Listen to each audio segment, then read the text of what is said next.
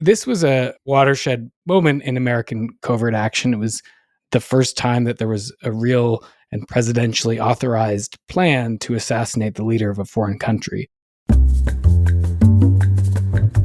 Welcome to Global Dispatches, a podcast for the foreign policy and global development communities and anyone who wants a deeper understanding of what is driving events in the world today.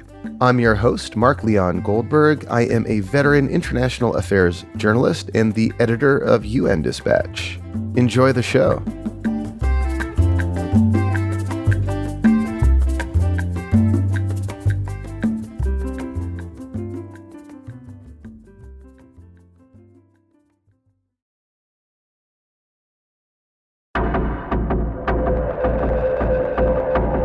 My guest today, Stuart Reid, is the executive editor of Foreign Affairs and the author of the new book, The Lumumba Plot, The Secret History of the CIA and a Cold War Assassination.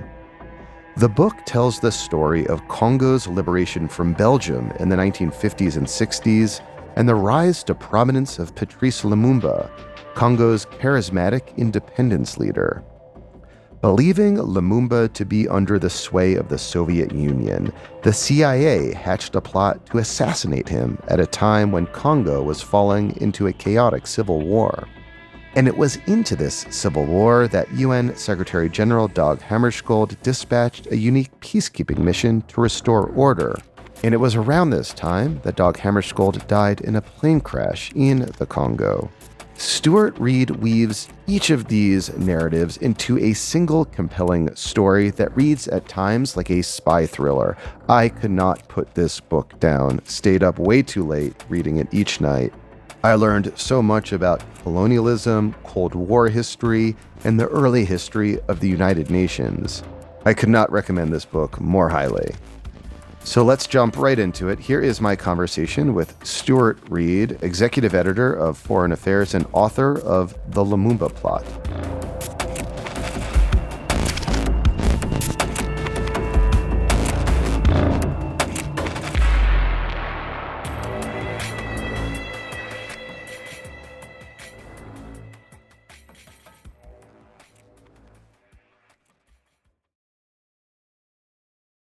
I wanted to kick off by having you kind of explain and describe the historic and political context in which Patrice Lumumba was born in the Congo in the 1920s. Set the scene for listeners.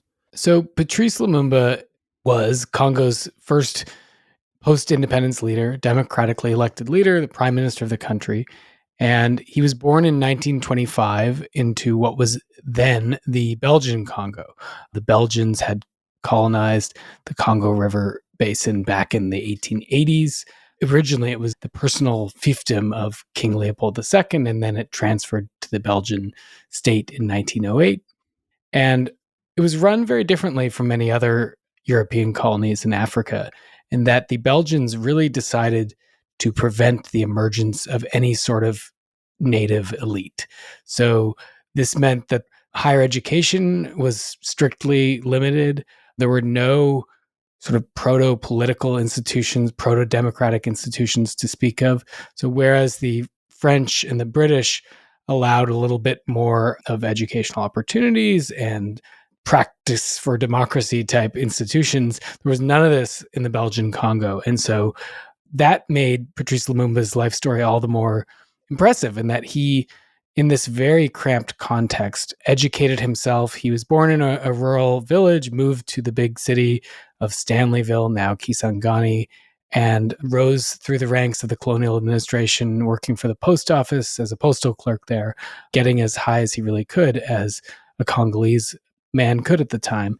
And he was arrested for embezzlement in 1956. As he admitted, he took money from the post office that he was working for. Yeah, I mean, he needed money to live was the kind of explanation that he gave, as you detail in your book, that he was paid like a fraction of what a white person would have been paid at his job, and he was a striver. Yeah, and that's important context there. So he was paid a fifth of what a white colleague would earn for the exact same job. And he was trying to live as a, quote, Europeanized African man. And what that meant was he wanted his kids to go to learn French in school, to get proper meals. He wanted to have a house befitting of his status. They had this official term called évolué, which meant literally evolved person. Very racist. Yeah, but it should be said that Lumumba applied for eagerly, and he was proud to call himself an évolué. But yes, of course, the whole system was based on the idea that there could be certain Europeanized, enlightened Congolese. He applied for and received this status, and then really became active in all these circles in Stanleyville, these évolué circles of other Congolese elites. I wouldn't call them political elites yet because politics was banned, but sort of these cultural associations. And the Association of Native Postmen was one organization he was involved in. And so it was in that context that he really became a known quantity around town. And this was now the mid to late 1950s. And as colonialism was coming to an end across Africa at that point. So how did he go from a self-taught, well-educated postal employee who, was convicted of embezzlement to a nationally known leader in seemingly such a short period of time? Yeah, I mean, one of the things that struck me while researching this is just how quickly everything happened. So in 1957, Lumumba is freed from prison after a little over a year. And he reinvents himself by moving to the capital of the Belgian Congo, Leopoldville, and becoming, of all things, a beer salesman, promoting his brewery's beer over that of the rival one across Leopoldville. And it was in that environment that he learned the local language. He met everyone and sort of became a prominent figure very shortly after moving to the city.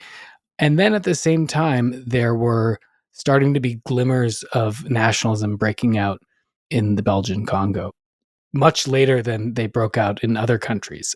Yeah, I mean, that's worth emphasizing. I think probably for the reasons you described earlier, which is the suppression of creating like an elite Congolese, that nationalism took much longer time to take hold in the Congo than it did in other African colonies. And one telling detail is that in 1955, a Belgian academic published a plan for the future of the Belgian Congo called the 30-Year Plan for the Independence of the Belgian Congo. The idea being that only by 1985 would the colony finally be ready for independence. He almost lost his job because that was seen as way too short a timeline by the Belgians. And that was 1955. Things changed really quickly. Nationalism was breaking out elsewhere, and the Belgian strategy of, quote, no elites, no problems, which had worked very well for the Belgians for a while, finally broke down, and people like Lumumba started demanding independence. So how did Lumumba become like politicized and become an active political leader, go from like a gregarious beer salesman, becoming kind of known in local circles, to becoming a real political force? I think a lot of that can be traced to his time in jail, which would be the case for many other independence leaders across Africa. That year he spent in prison, I wouldn't say it radicalized him, because if you look at his writings from that time, he wrote a book manuscript while in prison. It's not particularly radical. He's asking for tepid changes to the colonial system. He's not demanding immediate independence. But I think it was a searing experience to spend that time under colonial prison. And then another thing that happened is he started traveling internationally. So in 1958, he goes to Accra in what is now independent Ghana at that time, meets Kwame Nkrumah, and really comes back from that conference a transformed man and starts talking in the Pan-Africanist language of that conference, and the idea that he and other African people across the continent are engaged in the same collective struggle against colonialism. And then also what happens is a sort of competition breaks out, whereby it was always going to be that the whatever Congolese political class came to the fore would be people who were non-political elites originally, of which we can include Lumumba. And once politics started seeping in, there became incentives to sort of outdo one another in terms of demanding immediate independence, complete independence, and so on. And so things really picked up. And then another turning point was in 1959, January 1959, there were anti-colonial riots in Leopoldville, the capital. And that is what really convinced the Belgians that they had to offload their colony as soon as possible. They didn't want an anti-colonial war of the type that was going on in Algeria. And so things moved very quickly after that.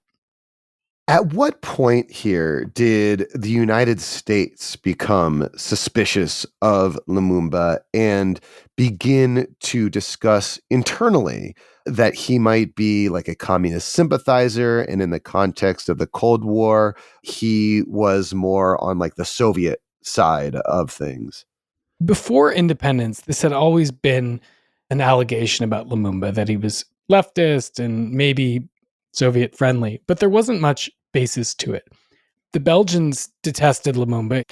They had their preferred Congolese political leaders who were much more pliant and wanted to preserve relations with Belgium and not have much of a real independence. Lumumba was not that. He was imprisoned in the fall of 1959 yet again, this time for allegedly inciting a riot after he gave a political speech. He was in the Belgians' bad books, and they passed on all sorts of negative information to their American allies. And so I think the beginning of the negative attitude toward Lumumba begins before independence with the Belgians whispering in the Americans' ear. That said, after independence, there was a sort of wait and see approach. The CIA even at one point contemplated funding Lumumba because they realized that he was probably going to become prime minister, as he did, and they didn't want to be left on the outside looking in. So after independence, the attitude is, okay, he may not be our first choice, but he's someone we can work with. Then, to run through a lot of complicated events very quickly, there's a massive crisis in Congo. The army mutinies. The Belgian military intervenes without Congolese permission. The UN sets up this massive peacekeeping operation. Lumumba tires of that mission. And it's then that he starts playing footsie with the Soviets, and that sets off alarm bells in DC. And that's August 1960. I mean, that set of circumstances, those were, I think, worth describing, if just because, as you noted, he was, as you describe often in your book, like, if had to choose between the United States and the Soviets, he probably would have chosen the United States. He seemed to be more inclined towards the US and less inclined towards the Soviets. And he was, above all, like a nationalist. He really didn't have like ideological commitments to anything other than Congolese nationalism. But because, as you describe so well in his book, his behavior was kind of erratic at times, that seemed to kind of alarm the CIA and the Eisenhower administration in profound ways that sent into motion a plot to kill him. Right. I mean, the best piece of evidence for Lumumba's inherently pro-American views is the fact that when he visits Washington, D.C. in July 1960, as the crisis is engulfing his country, he asks the United States to send U.S. troops to the Congo, which is hardly the type of thing someone who is pro-Soviet would do. But when he asked the U.S. for troops, they obviously weren't going to do that. No one had any interest in sending Americans to some far-off place. But he asked them for other sorts of aid and was rebuffed. And so he first tried the UN, was frustrated with that. Then he went knocking on the Americans' door, got brushed away. And then, and only then, did he really turn to the Soviets for help. So what was the plot to assassinate Lumumba? So it's out of science fiction almost, or a Cold War farce. It begins really on August 18th, 1960, when President Eisenhower is having a meeting with the National Security Council, and Lumumba's latest antics come up, and Eisenhower says something, we don't know his exact words, but we have a lot of reason to know that he said something like this, something to the effect that Lumumba had to be physically eliminated. And so eventually the CIA, under its director at the time, Alan Dulles, sets in motion this bizarre operation. And poisons are flown to the Congo by a CIA chemist named Sidney Gottlieb. And he meets in Leopoldville, the capital, with the station chief there, the CIA station chief. That's a guy named Larry Devlin. And Devlin receives these poisons and is told that they are to be put in Lumumba's food or toothpaste, and that, within 24 hours, Lumumba will be dead, and it'll look like he died of some sort of natural cause.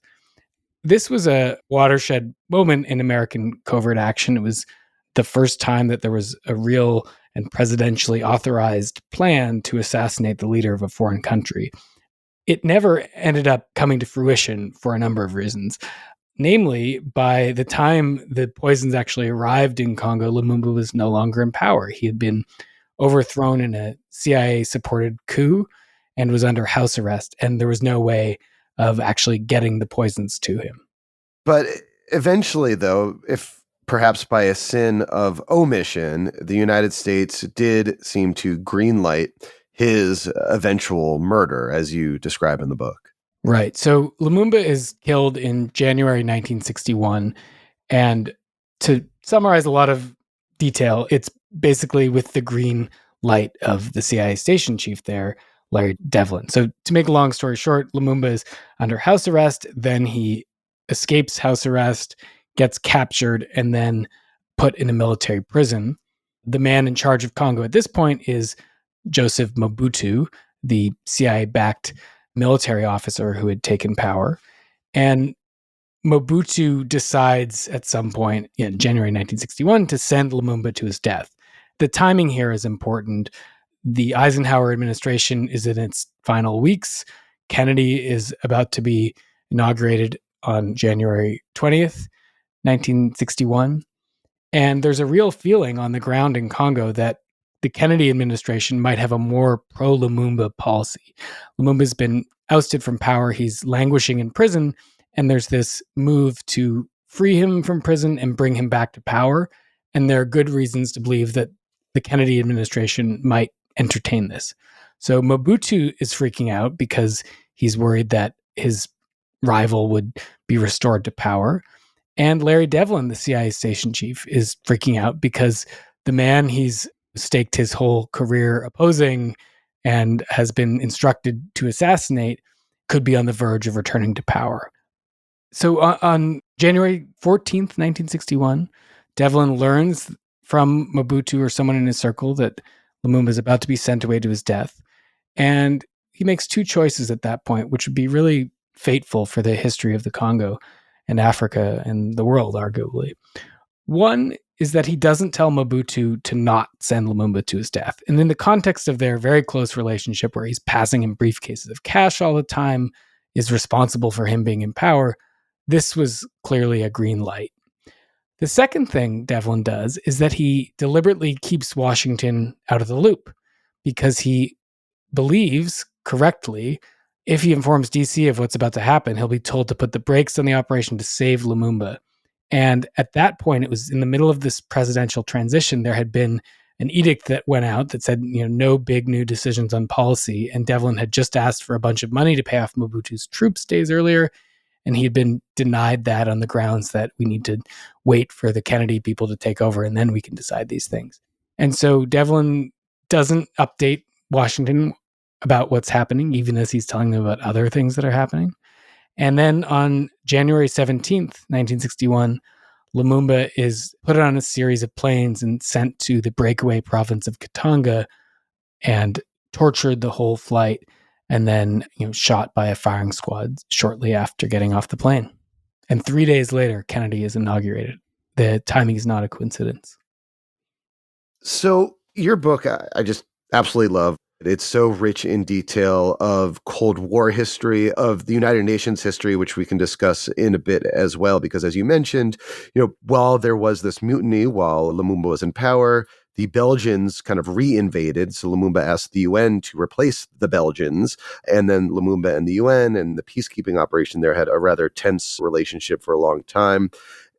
And, it was in kind of that context later on that Dag Hammarskjöld died in a plane wreck in pursuit of trying to, settle the issue of, you just mentioned, the breakaway province of Katanga. Can you just talk briefly about the historical significance of the United Nations operations and interventions in the Congo at the time? It's interesting researching this book because I was much more familiar with the UN of today. And the UN of 1960 is an entirely different beast, almost unrecognizable. I mean, it was much more powerful. It was, on the front page of the newspaper many days in a way that it just isn't today. And Security Council debates were broadcast on television and that sort of thing.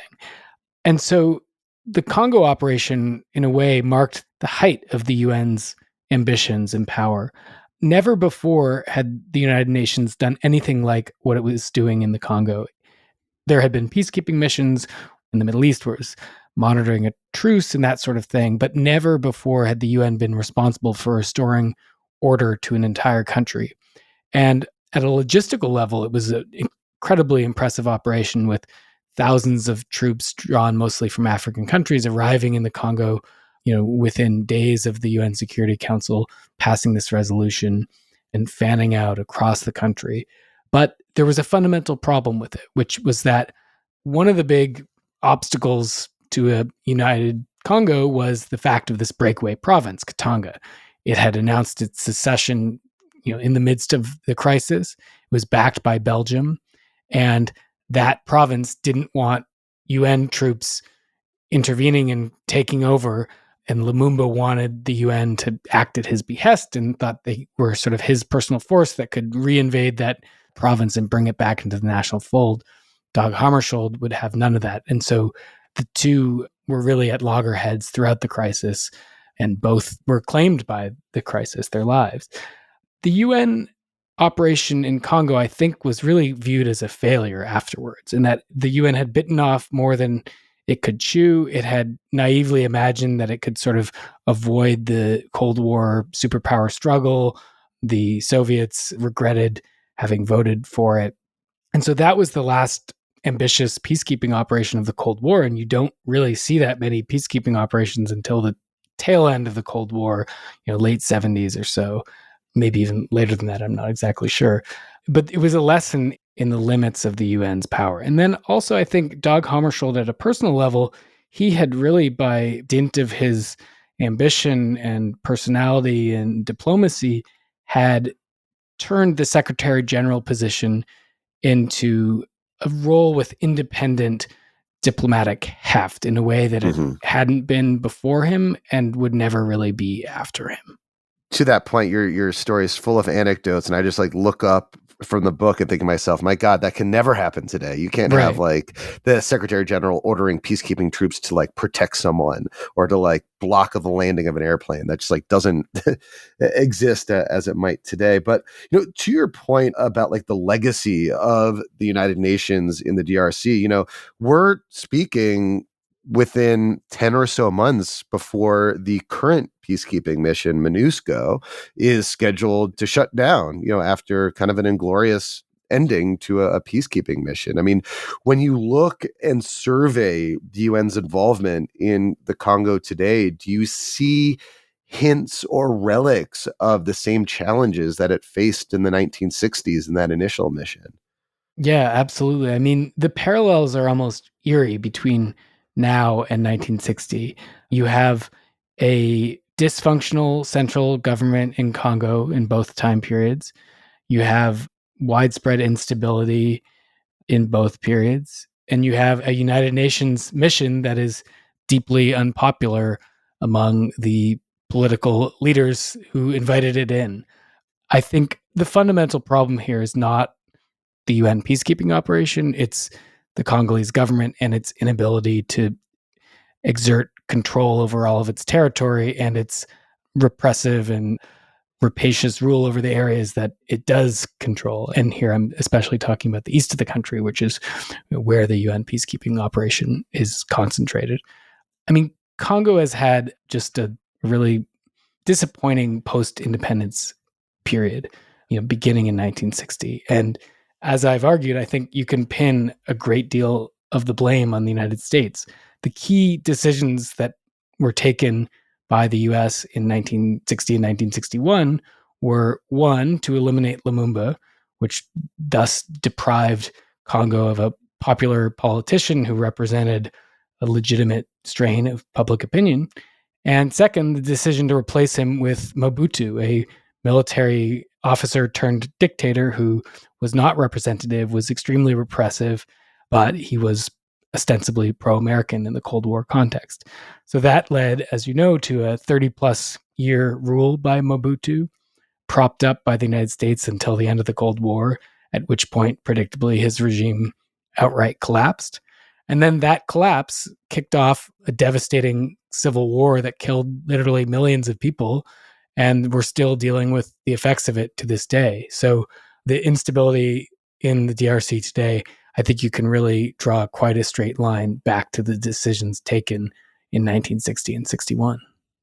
So those linkages, I think, are something that many people in the Congo today recognize and represent. It's not something I think that those in the United States, even those who work on like Africa policy, really, I think, sufficiently appreciate, particularly when working and designing policies towards the DRC today. And a lot of policy towards the DRC today, at least from the United States, is kind of viewed in the context of competition with China.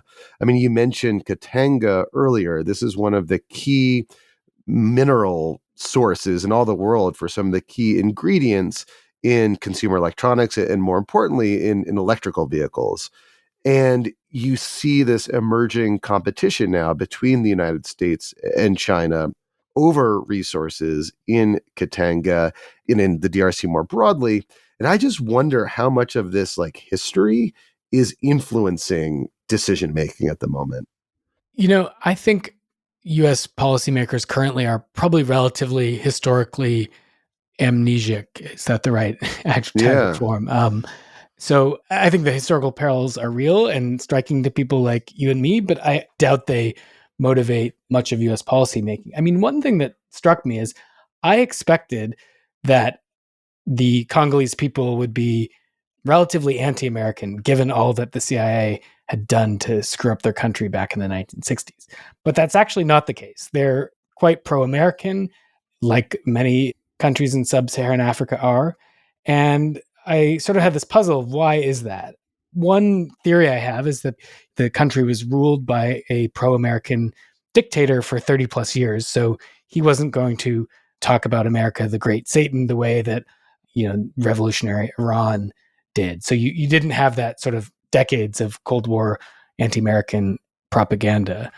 But I think there is a different way in which this affects the Congolese politics, which is that there's a real culture of conspiracy theory thinking in Congo and a view that foreign powers are always out to destroy Congo and meddle in its politics. And often that doesn't have a whole lot of basis in the present reality, but it certainly was true in 1960. And it arguably is true of, what some foreign companies are doing to Congo today. So, I mean, I've made the argument that the United States certainly owes Congo an apology. One could debate what the practical effects of such an apology would be, and I'm politically realistic enough to realize that this is not very high on President Biden's agenda. But I think as a start, at a minimum, the U.S. government should declassify everything related to the CIA's operations in Congo in 1960, in the 1960s. I mean, so much of it during my research was, to my endless frustration, still classified. And, more than 60 years later, there's just really nothing that should be secret, in my opinion. So that would be a first step, I think. Yeah, if my experience of dealing with FOIA stuff is anything like yours, 10 years from now, you'll get an email back or a box of documents with a lot of stuff redacted from it.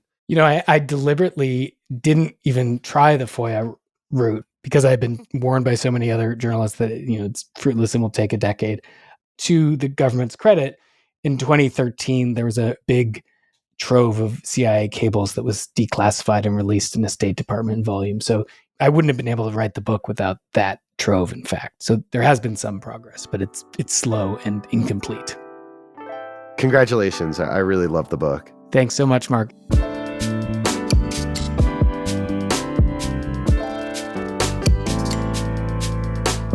Thanks for listening to Global Dispatches. The show is produced by me, Mark Leon Goldberg.